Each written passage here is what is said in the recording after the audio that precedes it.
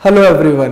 कल हमने किया था स्टेट लेजिस्लेचर का कॉम्पोजिशन कि एक विधानसभा होती है और विधान परिषद होती है, और फिर उसमें भी स्टेट लेजिस्लेटिव काउंसिल का विधान परिषद का कॉम्पोजिशन।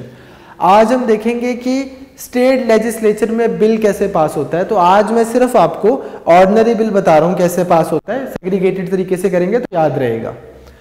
ऑर्डिनरी बिल जो है कोई भी, वो विधानसभा में भी आ सकता है और विधान परिषद में भी आ सकता है। It can originate in any of the houses. Vidhan Parishad वो जो हमने कल बनाई थी, कल की क्लास में, मैक्सिमम कितने लोग हो सकते थे उसमें और मिनिमम कितने हो सकते थे, ये आप कमेंट्स में बताना।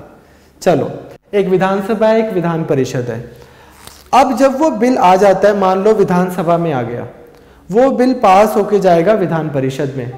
अब विधान परिषद क्या कर सकती है, या तो उस बिल को, मतलब विधान परिषद होगी लेजिस्लेटिव काउंसिल, या तो इस बिल को पास कर देगी। अगर हाँ कर देगी तो वो बिल जाएगा गवर्नर के पास।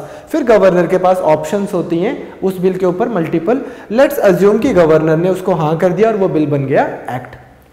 दूसरी चीज क्या हो सकती है कि विधानसभा में एक बिल आया और वो विधान परिषद के पास गया और विधान परिषद ने मना कर दिया उस बिल को पास करने से। अब क्या हो गया, दो हाउसेज में एक हाँ कर रहा है एक ना कर रहा है, तो डेडलॉक क्रिएट हो गया। या तीसरी सिचुएशन क्या हो सकती है कि विधानसभा ने बिल विधान परिषद के पास भेजा और 3 महीने हो गए, उन्होंने कुछ किया ही नहीं इसके ऊपर। ऑर्डिनरी बिल के केस में इन दोनों सिचुएशन में या तो एक हाँ कर रहा है दूसरा ना कर रहा है, या फिर 3 महीने हो गए कुछ किया नहीं, या फिर एक तीसरी सिचुएशन कि इन्होंने बिल पास करके विधान परिषद के पास भेजा, इन्होंने बिल वापस भेज दिया विद सम मॉडिफिकेशंस, और जो मॉडिफिकेशंस इन्होंने वापस भेजी कि यार ये चेंजेस इसमें आने चाहिए, वो अब इनको पसंद नहीं है। इन तीनों सिचुएशन में हम बोलते हैं कि डेडलॉक हो गया दो हाउसेस में, एक हाँ बोल रहा है एक ना बोल रहा है। अब क्या होगा, पार्लियामेंट के अंदर तो हमारे पास जॉइंट सिटिंग का कॉन्सेप्ट है। आपको ये याद रखना है कि स्टेट लेजिस्लेचर में ऐसा कोई कॉन्सेप्ट नहीं है। जब कभी ऐसा होगा तो स्टेट लेजिस्लेचर दोबारा बिल पास करेगी। वो बिल जब दोबारा भेजेगी तो चाहे तो, अगर मान लो वो वाली सिचुएशन हम ले लेते हैं कि इनके पास बिल गया था, इन्होंने मना किया, फिर तो दोबारा कर ही सकते हैं। अगर 3 महीने हो गए कुछ नहीं किया तो भी ठीक है।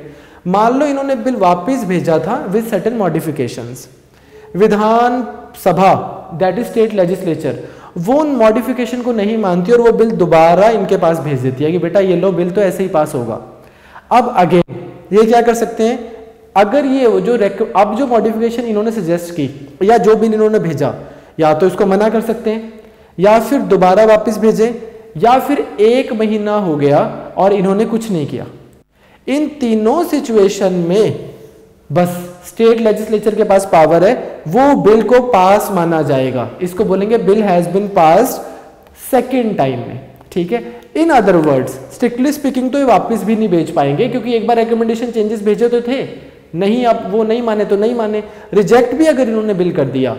इनफैक्ट तीसरी चीज इंपॉर्टेंट है कि एक बार बिल इधर आया था, इनके पास वापस आ गया, अब इन्होंने उस बिल को वापस इनके पास भेज दिया। Now these peoples, Vidhan Parishad या फिर लेजिस्लेटिव काउंसिल वालों के पास 1 महीना है, या तो उतने में बिल पास कर दो।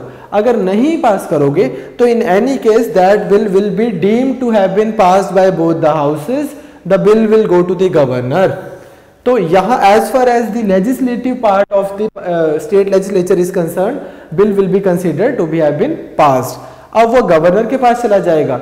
आपने गवर्नर के चैप्टर्स में पढ़ा होगा कि गवर्नर के पास में भी मल्टीपल ऑप्शंस होती हैं, that we will see in some other video. As of now अभी आपको बस ये पता हो कि स्टेट लेजिस्लेचर में ऑर्डिनरी बिल पास होने का प्रोसेस क्या है। अगर कोई भी डाउट हुआ तो आप क्वेश्चन नीचे कमेंट्स में लिख सकते हैं। Thank you.